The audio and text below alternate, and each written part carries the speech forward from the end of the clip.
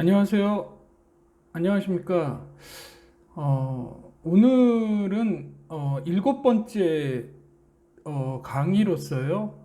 제목은 대형 빌딩 동력 설비 에너지 절약 대책의 에너지 절약 방법에 대해서 설명드리겠습니다. 대형 빌딩 동력 에너지 절약 방법은요.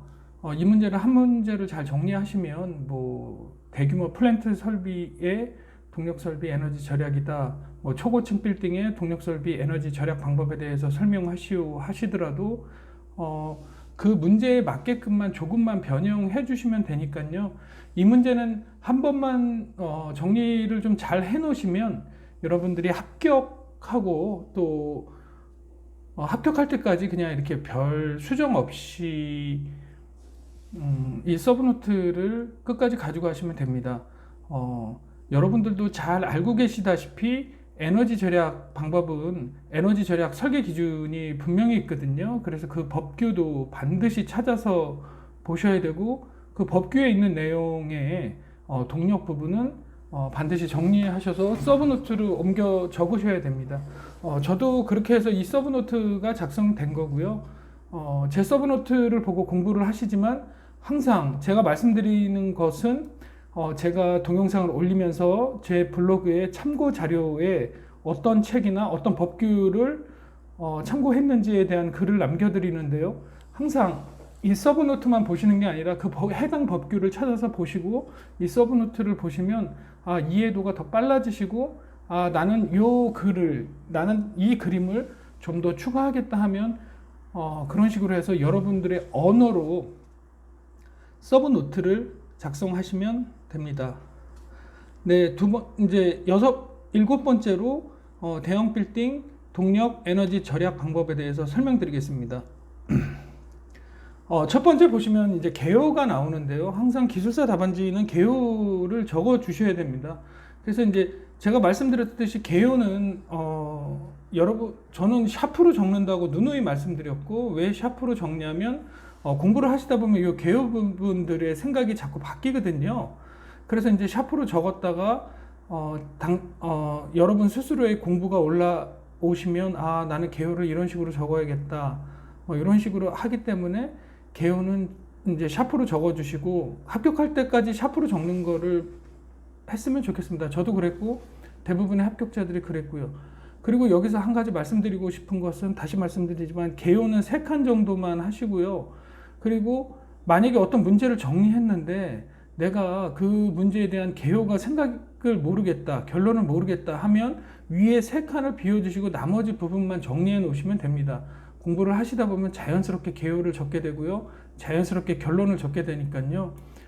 공부 초창기에 개요를 어떻게 적어야 되지 막 이런 것 때문에 절대 고민하지 마세요. 저희가 공부하면서 시간이 많이 소요됐던 부분이 그런 부분에 대해서 시간이 많이 흘렀던 것 같습니다. 개요를 어떻게 적어야지? 이렇게 적을까? 저렇게 적을까? 정작 중요하지도 않은 것들인데요. 그런 데서 시간을 많이 낭비하는 경우가 많은 것 같습니다. 그래서 말씀드렸고요.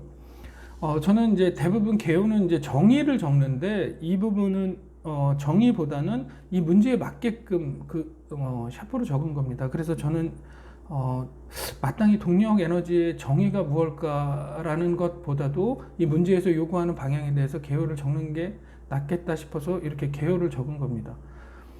제가 적은 개요는요, 대형 빌딩 동력 설비의 효율적 운영과 에너지 절감을 위한 대형 빌딩 동력 설비 에너지 절약 방법에 대해서 내가 이제 설명하겠다, 이 답을 작성하겠다, 이렇게 해서 개요를 적었습니다.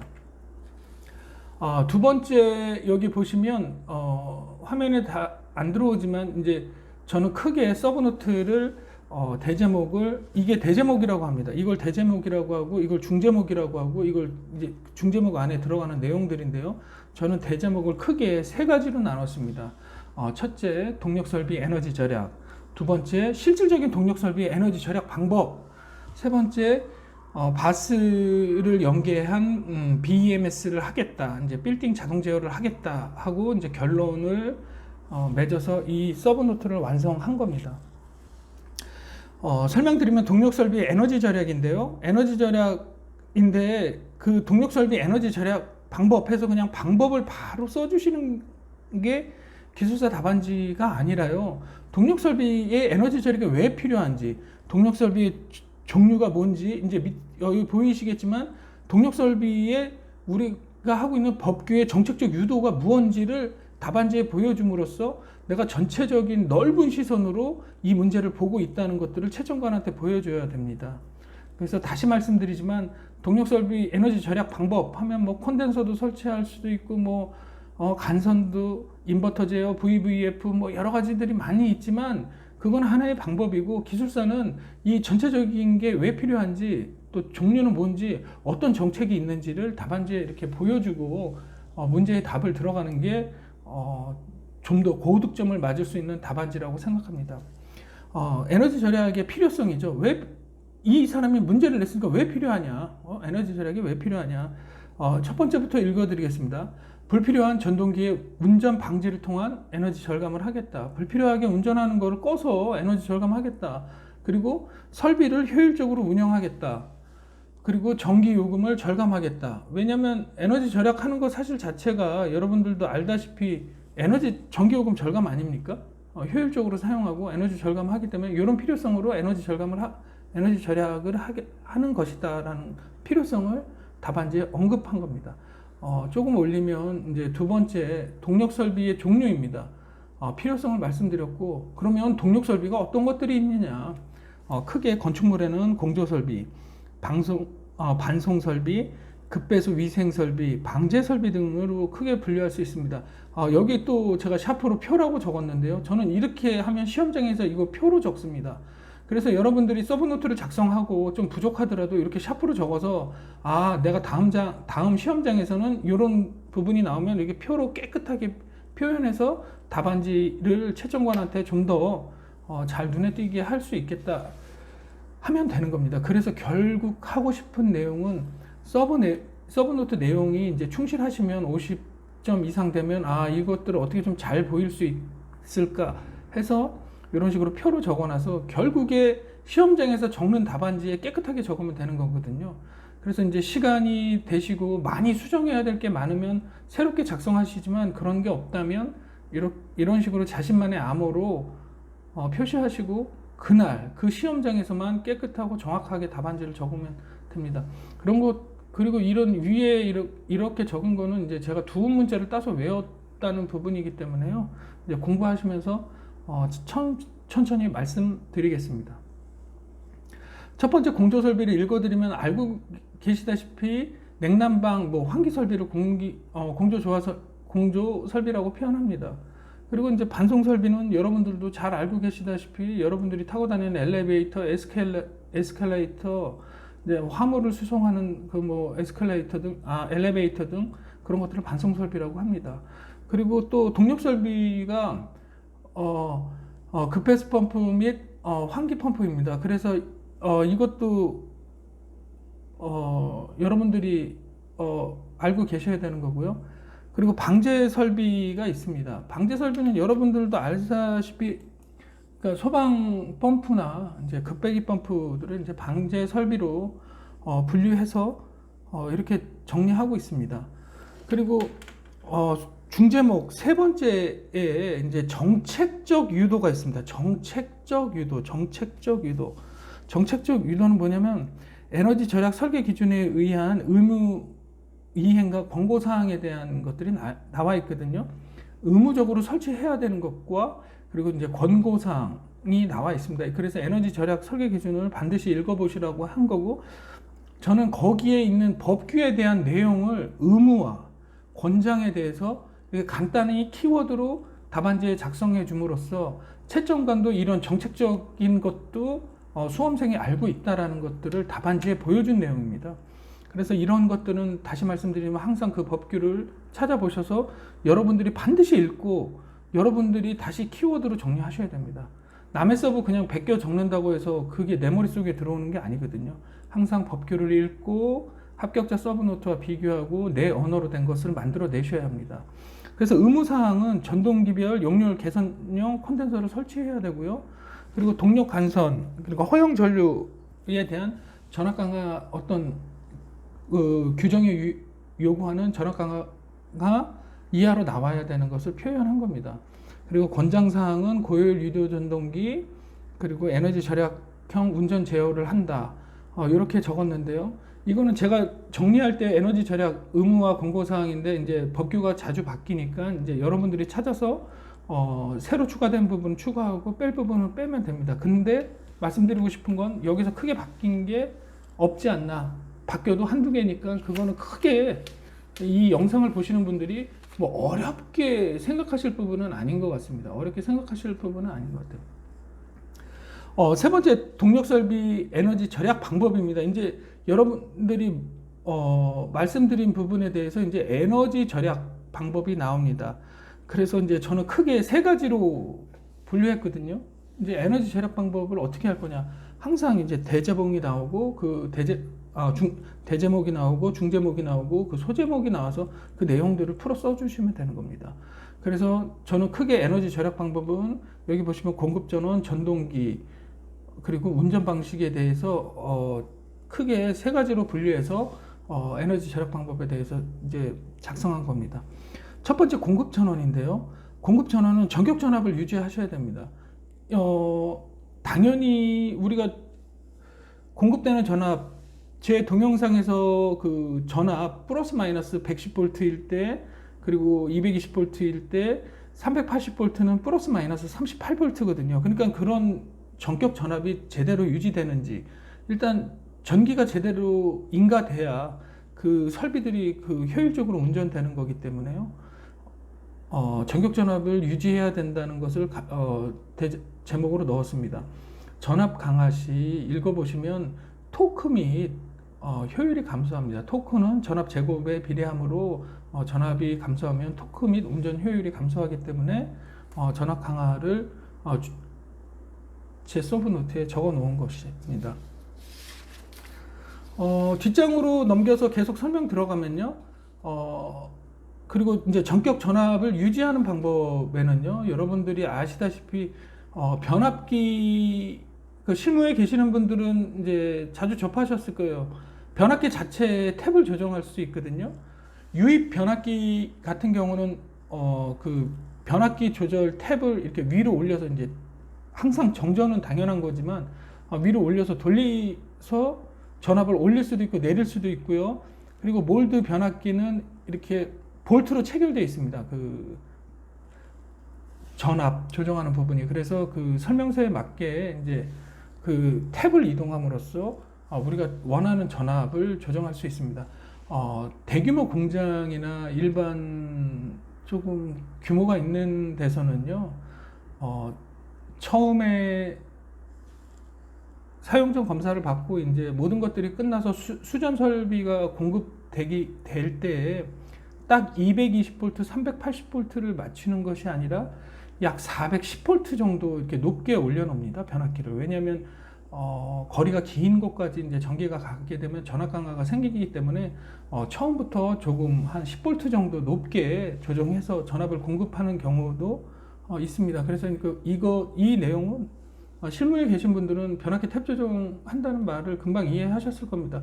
그리고 중요한 설비들은 다 자동 전압 조정기거든요. AVR이 전압이 어떤 국외 장비나 플랜트 설비에 이런 것들을 보면 그분들이 요구하는 플러스 마이너스 5찬에 이 전압이 들어와야 됩니다. 그래서 그 부분에 대해서 이제 어떻게 할 건가에 그 부분에 대해서 정확한 전격 전압을 인가하기 위한 장치고요. 역률 개선에 의한 전격 전압을 유지하겠다. 이것도 썼습니다. 그리고 이제 소제목에 나오는 두 번째는 역률 개선입니다. 역률 개선. 당연히 역률 개선하죠. 이거는 뭐 전기 기사 때 왜 콘덴서를 설치하는지 뭐 기술사 공부하시는 분들은 뭐 너무나 잘 알고 계시고 이거는 뭐 10점짜리 문제풀이도 똑같이 나옵니다. 그래서 이거는 반드시 알고 계셔야 되는 거고 당연히 전동기를 효율적으로 운전하기 위해 전동기용 콘덴서를 설치하듯이 이거는 규정에도 나와 있기 때문에 이제 콘덴서를 설치하겠다. 그리고 용량 산정은 공식은 어떻게 된다라는 것을 답안지에 간단히 보여준 겁니다. 우리가 지금 용량 산정 공식 쓰는 문제가 아니잖아요. 그러니까 이렇게 간단히 표현하셔도 최종관은 이 부분에 대해서 이 사람이 알고 있다 이렇게 판단하고 있습니다. 그리고 세 번째는 전력 손실 검토거든요. 여기 이제 파란색으로 이제 전선 굵기인데요. 자기가 이제 전기를 보내줘야 되는 이제 허용 전류를 만족하는 전선 굵기가 선정되어야 되기 때문에 정확한 전선 굵기를 선정하고, 그래도 답안지에는 계산값보다 여유를 주어서 이제 뭐 좀 더 안전적으로 운전한다. 항상 답안지에는 이렇게 좀 더 이렇게 좀 저희가 배울 때도 이제 돈을 좀 더 많이 쓰겠다 이런 식으로 표현하는 게 좋다고 말씀을 들은 것을 말씀드립니다. 그래서 이제 손실을 검토하려면 이제 전선 굵기, 이제 뭐 이렇게 말씀드리면 고조파나 이런 품질까지 고려하겠다. 아니면 380V를 이제 440V 그 동력 설비가 많다면 380V로 보내는 게 아니라 440V로 보내서 이제 전력 손실을 최소화하겠다. 그 내용을 적어 놓은 겁니다. 그래서 이제 전선 굵기는 허용 전류, 전압 강화, 기계적 강도를 이제 고려해서 전선 굵기를 설정하고요. 단상 모터들이 많은 경우에는 불평형률을 고려해야 하거든요. 그래서 RST가 있다면 한쪽에다가 R상에다가 모든 단상 모터를 연결하는 것이 아니라 R, N, T, N, S, N, 다시 R, N, S, N, T, N 이렇게 균등 접속을 통한 이렇게 손실을 방지하겠다는 내용입니다. 그리고 또 설명드렸던 내용인데요. 이제 나는 품질까지 고려하겠다. 그리고 이제 동력 설비가 많다면 이렇게 440V도 이렇게 검토를 해서 적용하겠다. 이 내용을 적은 겁니다. 첫 번째 중제목에 말씀드렸던 내용은 전원을 이제 정확히 주고 시작하겠다. 그럼 전원이 이제 정확히 줬다면 이제 전동기도 검토할 수 있죠. 이제 고효율 모터 채용해야 됩니다. 요새 고효율 모터 채용 안 하는 게 없죠. 당연히 요새 나오는 모터들은 그 품질 인증을 받아야 되기 때문에 다 고효율 모터를 채용합니다. 하지만 고효율 모터를 채용한다 이 말도 답안지에 넣어 주셔야 됩니다. 그래서 밑에 쓰면 고효율 전동기를 사용하면 손실의 20에서 30% 저감이 되고, 이제 이렇게 손실이 저감되기 때문에 비용 절감이 된다라는 내용을 답안지에 써주는 겁니다. 그냥 고효율 모터 채용, 인버터 제어 이렇게 딱 두 개만 써주면 안 되죠. 왜 고효율 모터를 채용했는지, 왜 인버터 제어를 채용했는지 그 밑에 부연 설명을 답안지에 항상 써주셔야 됩니다. 그리고 이제 두 번째, 실무에서 많이 보셨듯이 이제 인버터 제어입니다. 인버터도 이제 고효율 인버터 제어를 하겠다 이겁니다. 이거는 인버터 3상 결선도거든요. 그래서 이제 3상 결선도를 이렇게 글로만 적으면 이렇게 답안지가 좀 답답해 보일 수도 있으니까 그 인버터 제어되는 3상 정류 방식을 적은 겁니다. 이것도 이제 간단히 표현하셔야 되는 거거든요. 여러분들이 이게 답안지 작성할 때 그림 그리는 시간이 아니기 때문에 이렇게 이제 그 공통된 언어로 약속된 그 부분을 간략하게 답안지에만 적어주시면 채점관이나 이제 모든 분들이 그 내용을 알고 계시니까요. 이렇게 간략하게 적어주시면 됩니다. 이것은 유량 댐퍼 제어에 대한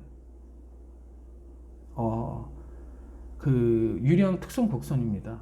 그래서 이게 이제 전격 속도 입력 그 댐퍼 곡선인데요. 만약에 VVF 인버터 제어를 하면 여기 뭐죠? 이렇게 화살표라고 하나요? 이게 채워진 만큼 해치한 만큼 캐드용으로 해치한 만큼 이 부분만큼 이렇게 에너지가 절감된다라는 것을 표현한 겁니다.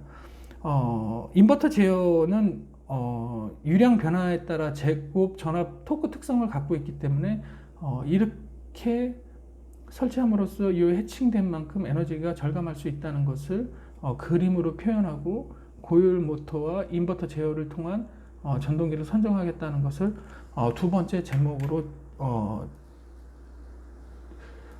적어서 여러분들께 설명드리고 있습니다. 이제 전압도 정확히 인가가 되고 고효율 모터도 채용이 됐다면 이게 이제 끝난 건가라고 생각할 수도 있지만, 그러면 그렇게 적용됐으면 그냥 마냥 사용할 거냐? 그건 아니죠. 이제 기본은 됐으니 이제 세 번째는 운전 방식을 우리가 어떻게 효율적으로 운전해서 이것들을 에너지 절감을 하겠다에 대한 운전 방식의 대응입니다.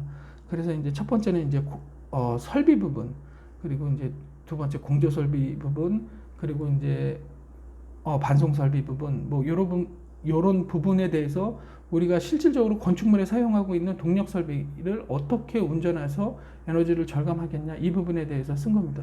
첫 번째 설비인데요. 전동기 병렬 설치